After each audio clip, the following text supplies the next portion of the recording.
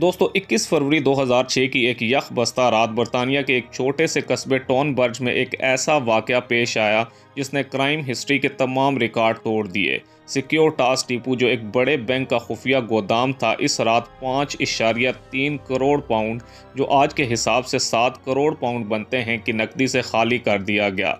लेकिन ये कोई आम डकैती नहीं थी। डाकुओं ने सिर्फ रकम ही नहीं लूटी, बल्कि सिक्योरिटी मैनेजर को अगवा करके इसके ख़ानदान को यरगमाल बना लिया। ये कहानी है जुर्म की एक ऐसी स्कीम की जो हॉलीवुड फिल्मों को भी पीछे छोड़ देती है। दोस्तों, सब कुछ शुरू हुआ जब डाकुओं ने कोलिन डक्स नामी सिक्योरिटी मैनेजर को इसकी गाड़ी में घेर लिया। इन्होंने जाली पुलिस यूनिफॉर्म पहन रखे थे और कोलिन को बताया कि इसके घर पर हमला हुआ है। जब वो फिक्रमंद होकर अपने घर पहुंचा तो इसकी बीवी और 8 साला बेटे को भी यरगमाल बना लिया गया। डाकुओं ने कोलिन को धमकी दी कि अगर इसने डिपो का सिक्योरिटी कोड ना बताया तो इसका खानदान मारा जाएगा। मजबूर होकर कोलिन ने वो कोड दे दिए जो डिपो के हाई टेक वॉल्ट तक रसाई का रास्ता खोलते थे। दोस्तों, रात के 1 बजे डाकू 14 अफराद पर मुश्तमिल गैंग के साथ डिपो में दाखिल हुए। इन्होंने स्टाफ को बंदूकों की नोक पर कंट्रोल किया, सिक्योरिटी कैमरे तोड़ दिए और 1300 से ज़्यादा बक्स खोलकर नकदी को ट्रकों में भरना शुरू कर दिया। ये अमल 6 घंटे तक जारी रहा। डाकुओं ने न सिर्फ बरतानवी पाउंड्स बल्कि अमरीकी डॉलर्स, यूरो और कदीम सिक्के भी लूटे। ये सब कुछ इस कदर मुनज़्ज़म था कि पुलिस को शक तक न हुआ कि दुनिया की सबसे बड़ी नकदी डकैती इनकी आंखों के सामने हो रही है। दोस्तों, सुबह होते ही पुलिस को होश आया। डिपो के स्टाफ ने यरगमाली से आज़ाद होकर मदद के लिए कॉल की।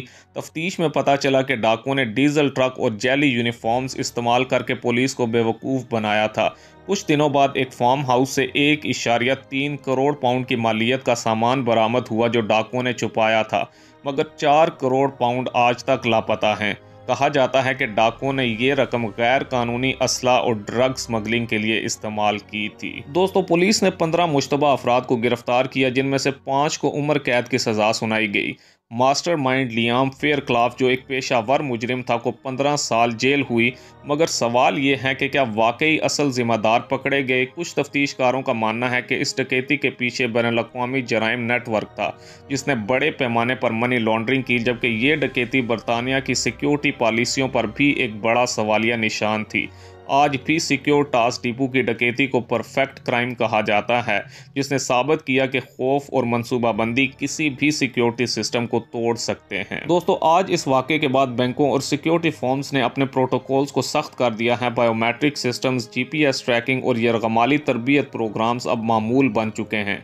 मगर सिक्योरिटास डिपो की डकैती हमें याद दिलाती है कि इंसानी जहानत कभी भी टेक्नोलॉजी को शिकस्त दे सकती है। और हाँ, वो लापता 4 करोड़ पाउंड शायद वो किसी गहरे जंगल में दफन हो या फिर किसी खुफिया बैंक अकाउंट में, जहां से वो कभी नहीं मिलेंगे।